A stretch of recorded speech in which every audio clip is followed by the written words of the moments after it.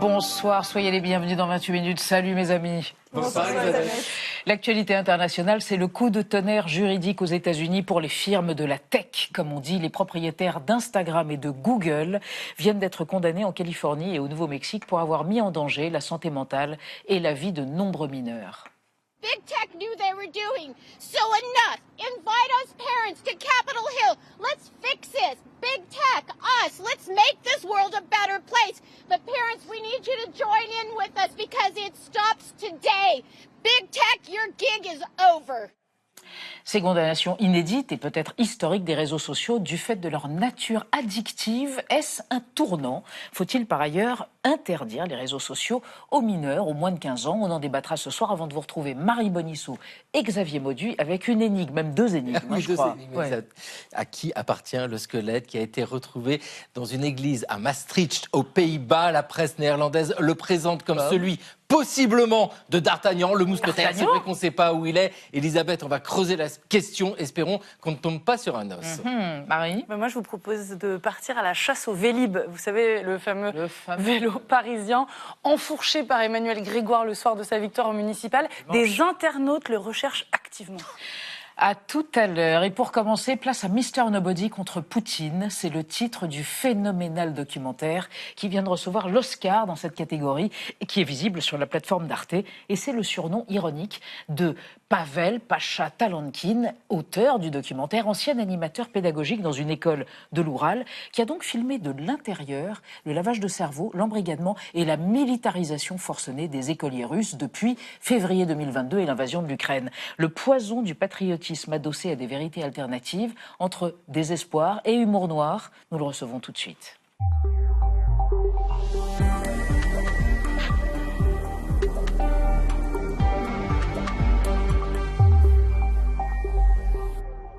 Pavel Talankin, dit Pacha Talankin, bonsoir. Bonsoir. Merci d'être venu avec votre assistant d'haltérophilie. Vous portiez tout à l'heure votre Oscar. Oscar pour le... Oui, voilà. Vous êtes fier? Bien sûr, je suis fier. Vous savez, je me suis toujours posé la question comment cet Oscar, comment on le sent quand on le tient dans la main. On peut acheter dans des magasins des faux Oscars de fabrication chinoise, mais ils sont très légers. Mais maintenant, depuis que j'en suis titulaire, je le donne à tenir un petit peu à toutes les personnes que je rencontre.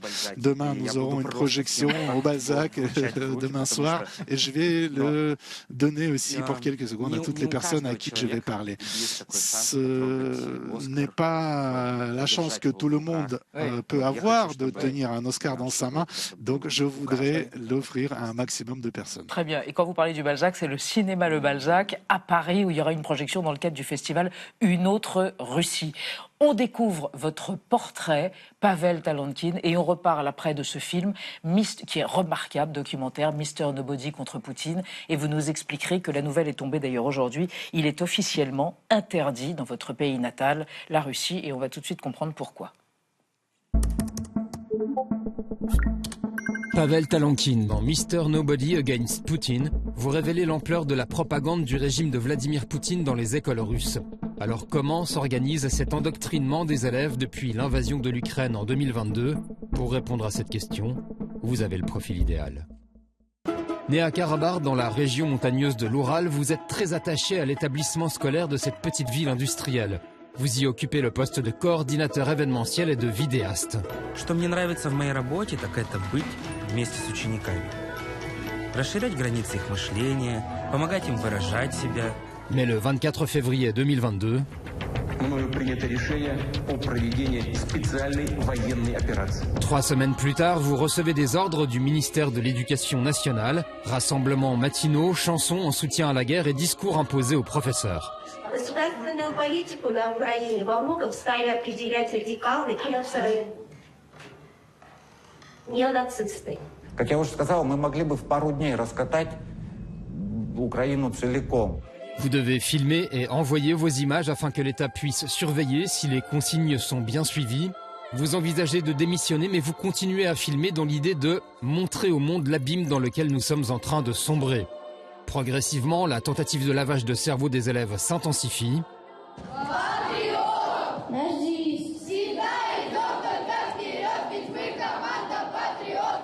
Vladimir Poutine n'en fait d'ailleurs pas mystère. Войны выигрывают не полководцы, а школьные учителя.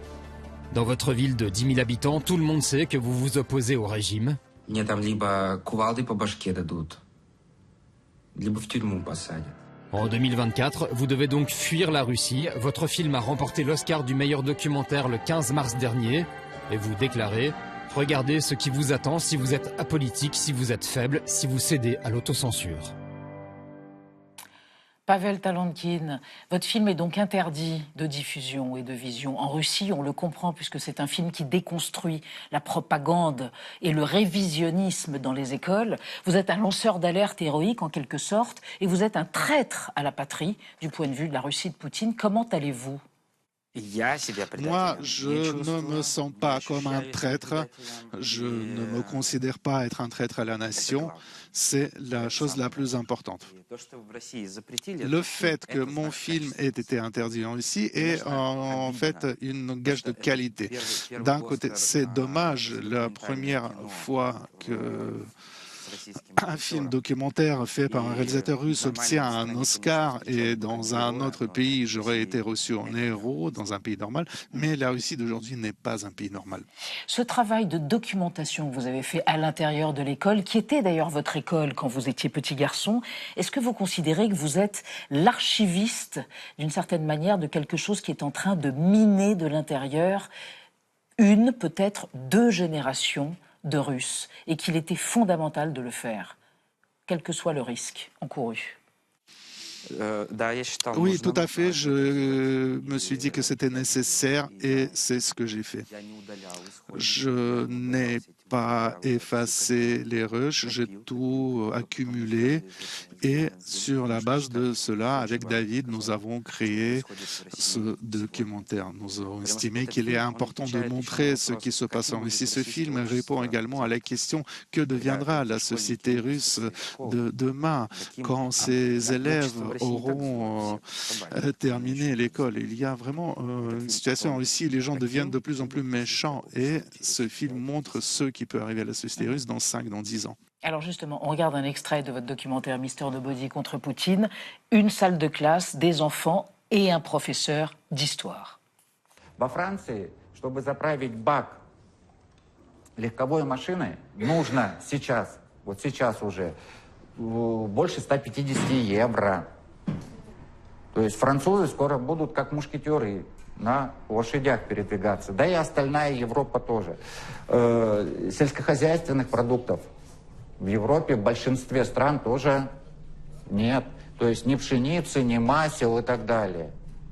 Ну, опять же, французы, ладно, они привыкли есть устриц и лягушек, они какое-то время продержатся, а другие? Oui, le professeur... Alors ça c'est l'extrait que je rêvais de voir dans une salle de cinéma. Vous avez cette partie où il y a le prof qui parle de la France. Je voulais voir comment le public français réagira à ça. Et est-ce qu'il y a quelque chose de mal que la France a fait à cette personne pour qu'il s'acharne tellement sur les Français? Je ne comprends pas. Mais ce qui nous frappe, Pavel Talankin, quand on l'entend et quand on le voit dire des faits complètement saugrenus, c'est qu'ils sont à la fois comiques et tragiques parce que c'est l'incarnation, ce professeur, du révisionnisme, des vérités alternatives. Et c'est ça aussi le danger pour les générations d'écoliers russes. Oui, bien sûr. Cela a déjà ses effets. Cela fonctionne. Pavel Talankin, est-ce que certains de vos élèves avaient conscience tout de même, peut-être les plus âgés d'entre eux, qui sont adolescents, de ce lavage de cerveau, de cette propagande? Ils le savaient, ne pouvaient rien dire. Est-ce que c'était le cas pour certains d'entre eux? Alors oui, les jeunes, les adolescents, ceux qui sont un peu plus âgés, ils avaient plus de difficultés à accepter ça. Ceux qui sont plus jeunes, les classes les plus jeunes, ils faisaient confiance à tout.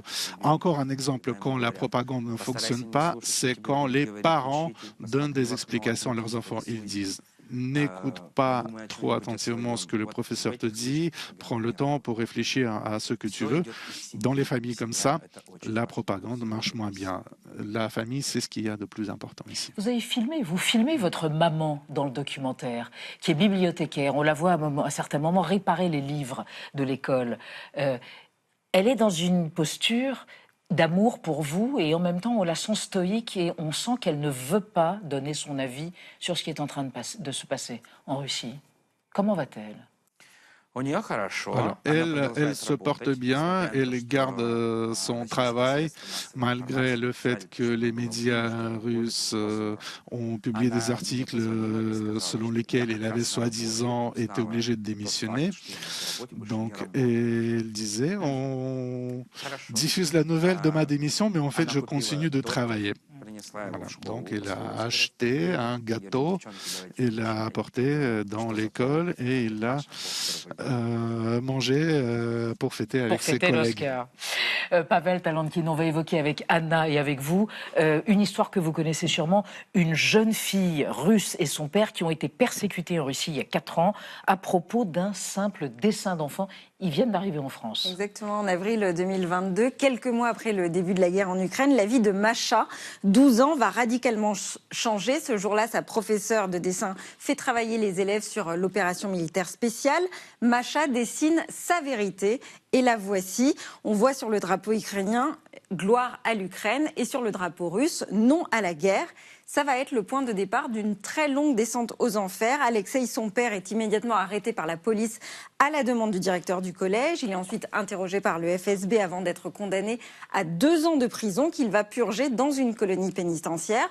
Masha, pendant ce temps, va être envoyée dans un foyer et à la sortie de prison en 2024, le père et la fille fuient le pays grâce à l'aide d'une ONG. Ils vont transiter d'abord par l'Arménie, l'Allemagne, avant d'arriver en France. Aujourd'hui, Masha a 16 ans et elle rêve d'entamer une vie libre dans un pays libre. Est-ce que tous ceux qui, comme vous, vont à l'encontre du discours officiel sont condamnés à l'exil ?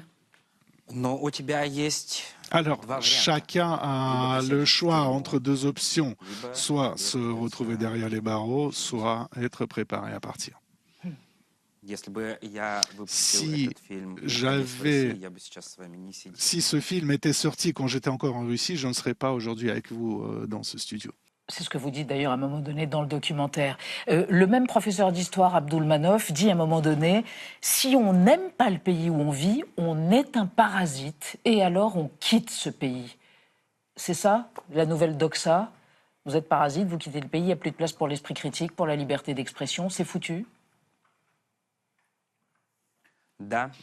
Oui, c'est bien le discours officiel aujourd'hui. C'est ce qu'on nous dit. Si tu n'es pas content, prends tes affaires et va-t'en. Et ce qui est important, c'est son public. Il dit ces choses-là à des enfants de 12 ans.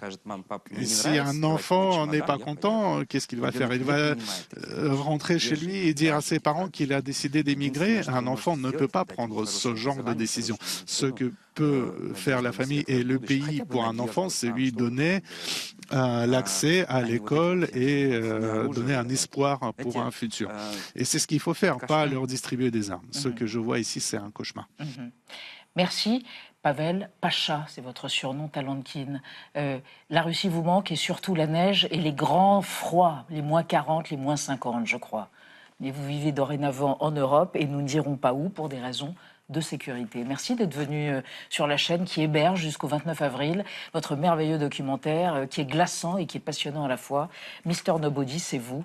Contre Poutine, c'est lui, on le connaît. Et merci d'être venu avec votre Oscar. Et merci à votre interprète, Daniel Jvirblis. J'espère que je n'ai pas écorché son nom de famille. Merci. On va passer à notre débat sur le lavage de cerveau des plus jeunes par d'autres biais que la propagande d'État, en l'occurrence par les réseaux sociaux. On va évoquer 2 condamnations historiques aux États-Unis qui viennent de frapper Meta, la firme de Mark Zuckerberg, et Google. Des tribunaux civils de Santa Fe et de Los Angeles les ont condamnés pour une mise en danger des mineurs et pour la création d'un phénomène bien connu d'addiction. Les géants de la tech sont-ils les seuls responsables? Faut-il interdire les réseaux sociaux aux mineurs? On en débat après la mise au point de Sandrine Le Calvez.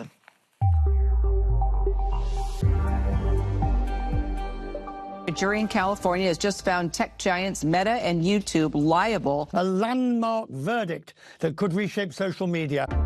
Comme un tremblement de terre dans la Silicon Valley, coup sur coup, 2 condamnations viennent de tomber. Mardi, au Nouveau-Mexique, Meta a été condamné à 375 millions de dollars de dommages et intérêts pour avoir mis en danger des enfants en les exposant à des contenus dangereux, voire à des prédateurs sexuels. À la question de savoir si Meta a agi délibérément en se livrant à une pratique commerciale déloyale ou trompeuse, la réponse est oui. Autre verdict hier en Californie. Meta et YouTube ont été condamnés à verser 6 millions de dollars à une plaignante de 20 ans, Kayleigh, qui les accuse d'avoir alimenté sa dépression et ses idées suicidaires à l'adolescence. Un verdict salué par des parents d'adolescents qui, eux, se sont donné la mort. Nous savons qu'ils manipulaient nos enfants à des fins lucratives. Ils connaissaient le danger, ils ont évalué les risques et ils ont quand même poursuivi. La procédure ne portait pas sur les contenus publiés par les plateformes, ils sont protégés par la loi aux États-Unis, mais sur la conception même des réseaux sociaux, accusés de retenir les utilisateurs et de les rendre accros. Pour l'avocat de la jeune plaignante de 20 ans, les géants de la tech qui ont fait appel ont du souci à se faire. Le simple fait que des fonctionnalités favorisent la dépendance suffit à engager la responsabilité de ces entreprises. C'est un message très fort pour elles. Il y a tant de familles qui ont été tragiquement touchées par la dépendance aux réseaux sociaux.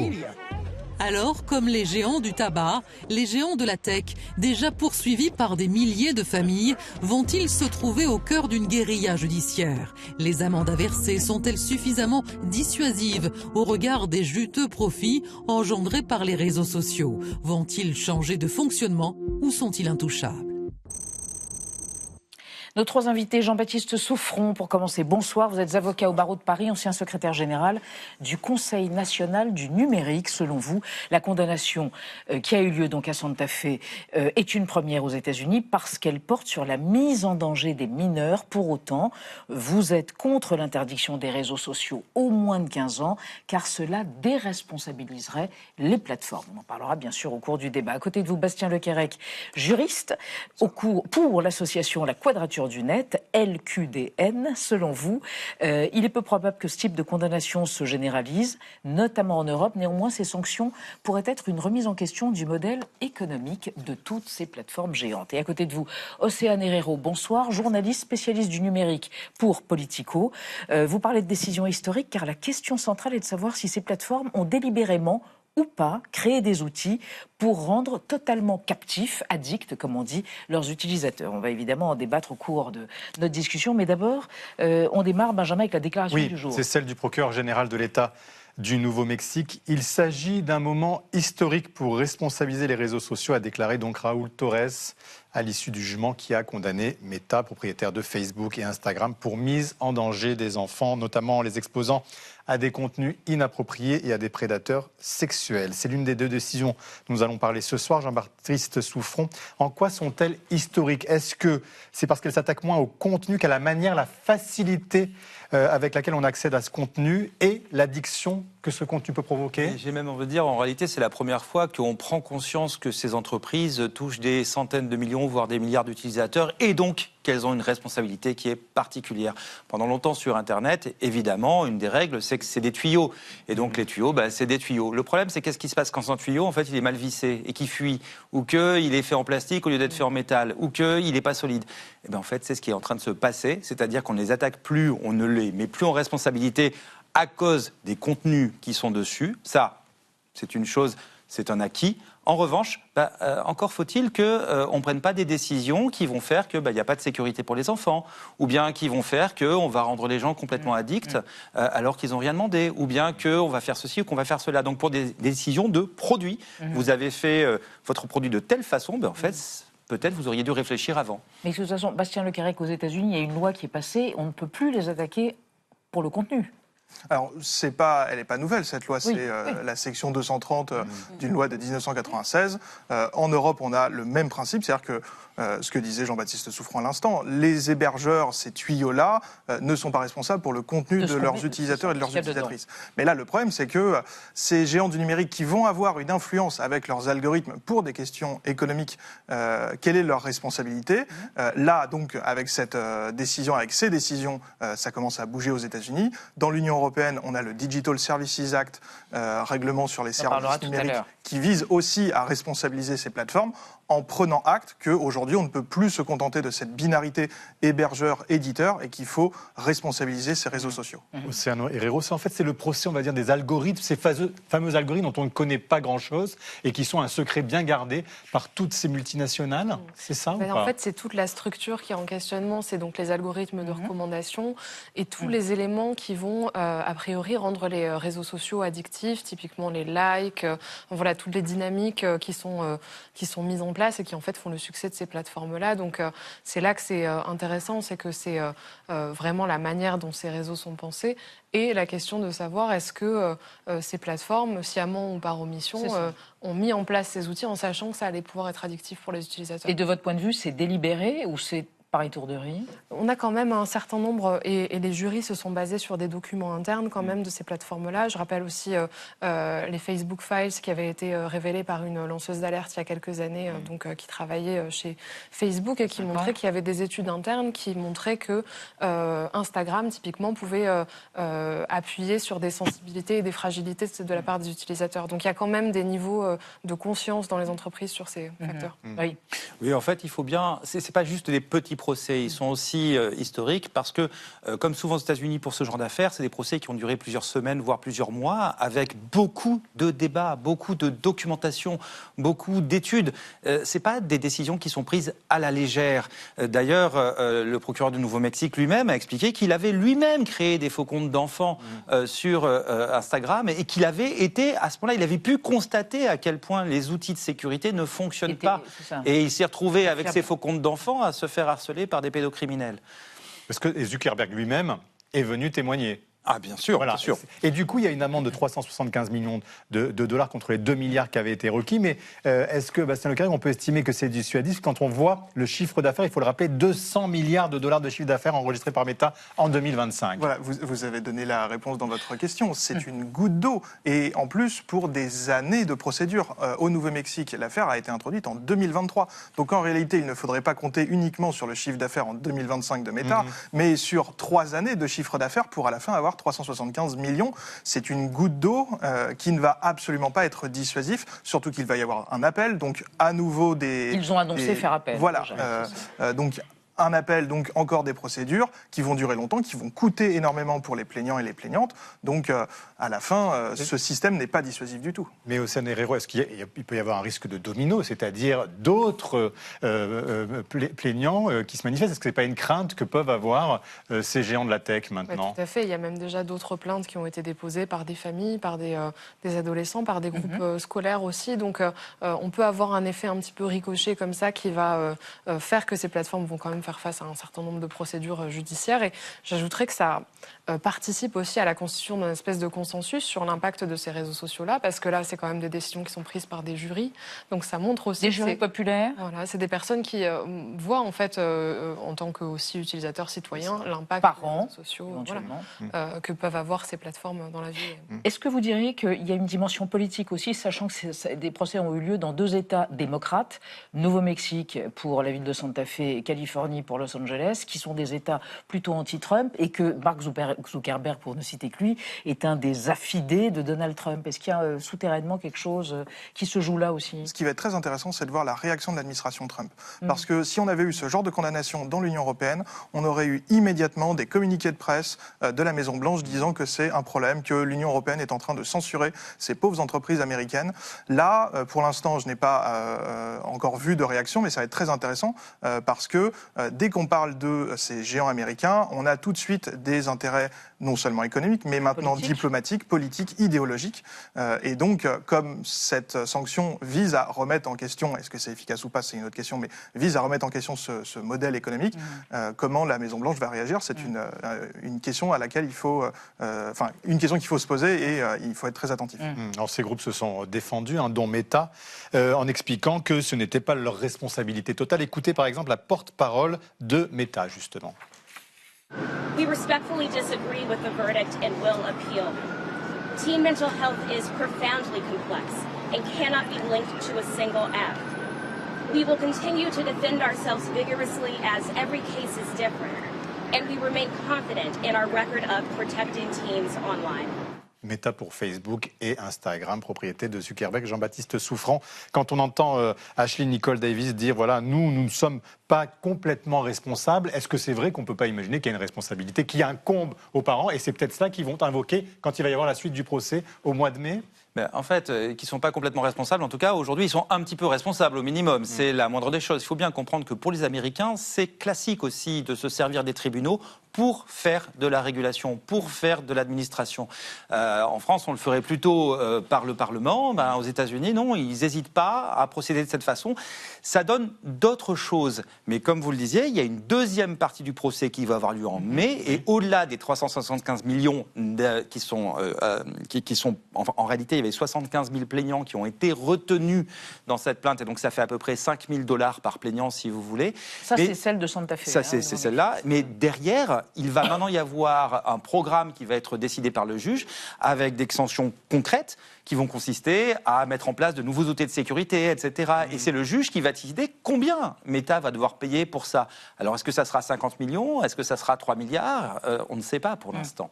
Alors, on va évoquer avec vous trois le cas d'Instagram qui dit, Anna, tenter de protéger les ados avec de nouvelles fonctionnalités. Oui, peut-être que vous avez entendu parler des comptes adolescents sur Instagram. Ils ont été créés en 2024. Ils offrent aux 13-17 ans, je cite, une expérience protégée et permettent aux parents d'avoir plus de contrôle. Concrètement, chaque jeune de moins de 16 ans qui ouvre un compte aujourd'hui sur Instagram se voit appliquer des restrictions ados. Premièrement, leurs comptes sont automatiquement privés, c'est-à-dire qu'ils ne sont pas accessibles au commun des mortels, sauf à en faire explicitement la demande. Deuxièmement, grâce à la plateforme du centre familial, les parents peuvent savoir avec qui leur enfant a discuté durant les 7 derniers jours. Ils peuvent consulter leur centre d'intérêt. Et d'ailleurs, une nouvelle fonctionnalité vient d'être ajoutée qui leur permet d'être prévenus dès lors que l'ado fait des recherches répétées sur le suicide et l'automutilation.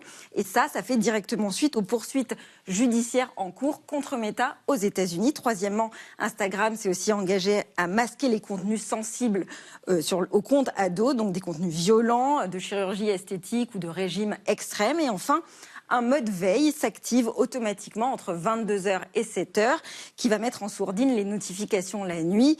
Bien sûr, l'adolescent ne peut modifier en aucun cas ses paramètres sans l'aval de son parent. Bastien Lequérec, ces fonctionnalités, elles sont vraiment là pour protéger les mineurs ou alors c'est juste pour se prémunir d'attaques judiciaires? C'est un petit peu les deux. Il y a aussi un élément, c'est que ça fait aussi suite à des actions dans l'Union européenne, des sanctions de Meta pour ces paramètres par défaut là. Donc on voit que ces grandes plateformes sont un peu forcées, se voient être forcées par à la fois les États-Unis et l'Union européenne. Donc évidemment, c'est une réponse pour se protéger par rapport à des régulateurs qui commencent à montrer les dents, et on ne peut que s'en féliciter. Est-ce que ça va vraiment protéger les enfants? C'est assez questionnable et il faut voir parce que derrière il y a aussi des effets de bord très importants. Des effets de bord très importants. C'est les effets de bord. C'est comment est-ce que vous faites par exemple une détection pour savoir si c'est bien un adolescent de 16 ans et non pas un jeune adulte de 19 ans parce que derrière on a aussi toute une série d'outils automatisés sans humain derrière qui vont prendre des décisions et qui peuvent être les mauvaises.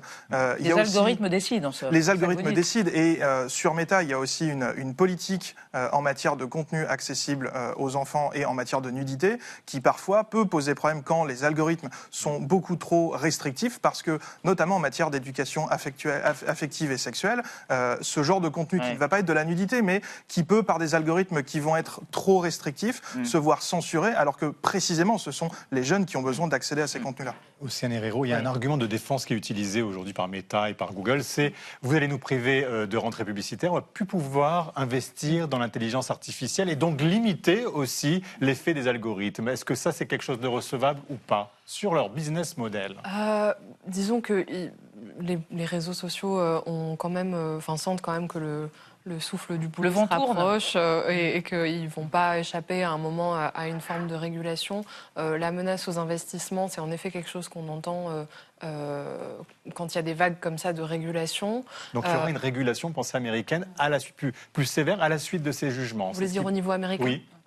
Ça reste à attendre parce que le gouvernement Trump n'est pas du tout dans une logique de renforcement à ce stade des restrictions sur les plateformes et plus à l'inverse justement dans un soutien des géants américains qui sont vus comme un atout économique évidemment très important.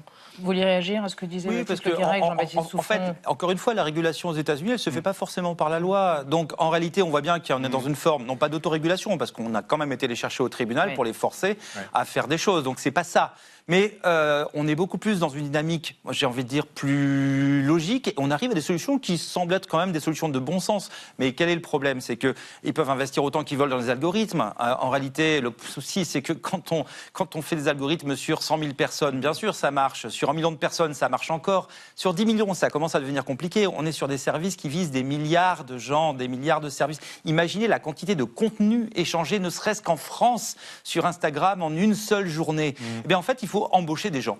Il faut embaucher du monde. Et embaucher du monde, ça coûte cher. Et c'est là qu'on a un problème de modèle économique réel. C'est que non seulement, évidemment, il faut éviter de payer des impôts. Ça, c'est une première chose, parce que ces impôts, ils pourraient aussi servir à éduquer les gens dans les écoles, ce qui fait qu'ils apprendraient mieux à se servir de ces outils.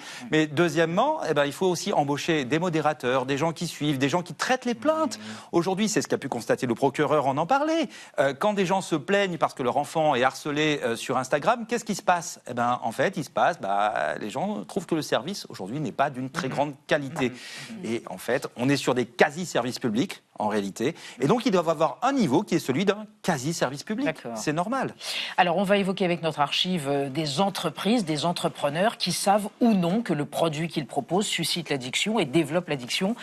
Procès donc de Santa Fe et de Los Angeles qui rappellent les procès qui visaient l'industrie du tabac condamnée à verser des montants, mais littéralement astronomiques pour avoir sciemment favorisé l'addiction. Ça se passe aux États-Unis. On est en 2000. Regardez. Quand il prend connaissance de la décision des jurés, le président du tribunal de Miami accuse le coup. Un haussement de sourcils et il commence. Puis il hésite encore, vérifie qu'il a bien lu le montant de l'amende. 900 milliards de francs pour 5 fabricants de tabac, un record absolu aux États-Unis. Oui, les fabricants de tabac sont coupables. Oui, ils ont provoqué sciemment la maladie des fumeurs. Les avocats des victimes ont été convaincants. Pour Philip Morris, le montant de la condamnation équivaut à son chiffre d'affaires en 99. Alors forcément, à la sortie de l'audience, les avocats du fabricant font grise mine, mais ils ont déjà trouvé la parade. Ils feront appel. Bastien Lequerec, effet limité la décision judiciaire, le tabac existe toujours et l'addiction aussi, donc on peut s'interroger aussi sur l'effet qu'il y aura à terme des décisions qui viennent d'être prises par la justice américaine. Tout à fait, et c'est pour ça qu'il faut penser le modèle que l'on veut et comment est-ce qu'on veut forcer ces plateformes à changer de modèle économique. Aujourd'hui, ces plateformes, elles sont gratuites parce qu'elles reposent sur la publicité ciblée. La publicité ciblée, mais également la mise en avant de contenus algorithmiques, tous ces contenus toxiques dont on est en train de faire le procès, pour des questions publicitaires, parce que plus les personnes vont réagir à des contenus, plus elles vont rester sur la plateforme, donc voir de la publicité et engranger d'autant plus d'argent pour ces plateformes-là. Il faut mettre fin à ce modèle économique. Et c'est là...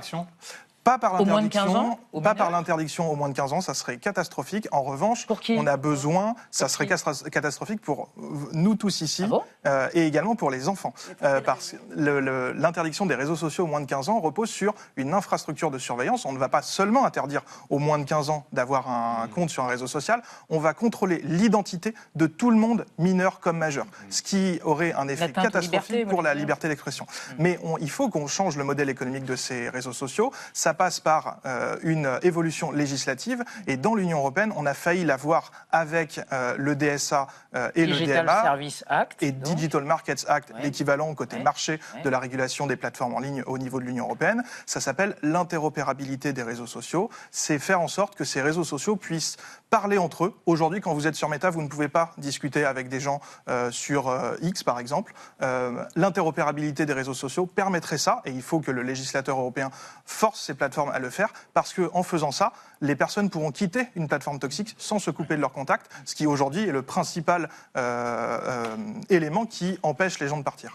Mais Océane Herrero, ça peut conduire justement à un tour de vis européen, parce que là on est directement concerné, nous on se demande ce qui va se passer après les décisions. Est-ce qu'on va avoir un effet papillon jusqu'ici en France ? Je pense qu'au niveau européen, on n'a pas trop attendu les décisions américaines pour avancer sur le sujet. Il y a un débat donc en France pour l'interdiction des réseaux sociaux aux moins de 15 ans.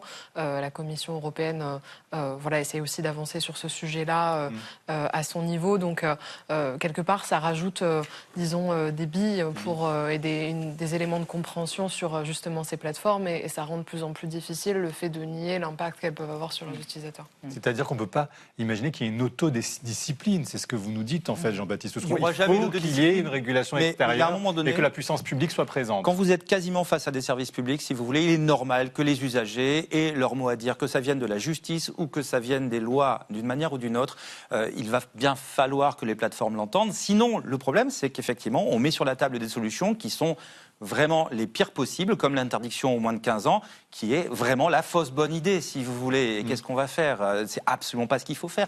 On devrait avoir des règles claires et de l'interopérabilité. Est-ce que c'est normal qu'on puisse pas envoyer un message de Instagram, par exemple, à Snapchat ? Non, ce n'est pas normal. Et ça devrait être, normalement, on devrait être dans une situation aujourd'hui, en 2026, où au contraire, la communication est facile. On se retrouve avec des gros monopoles qui ont un pouvoir qui les dépasse complètement. Et à un moment donné, oui, il va falloir imposer des règles de façon plus ferme sur ces sujets-là, tout simplement. Mais tant qu'on n'a pas le moyen de poser un cadre législatif clair, est-ce que supprimer, interdire les réseaux sociaux, c'est quand même pas une solution pour protéger les mineurs en attendant ? Écoutez, c'est une solution de pis-aller, c'est une forme d'abandon.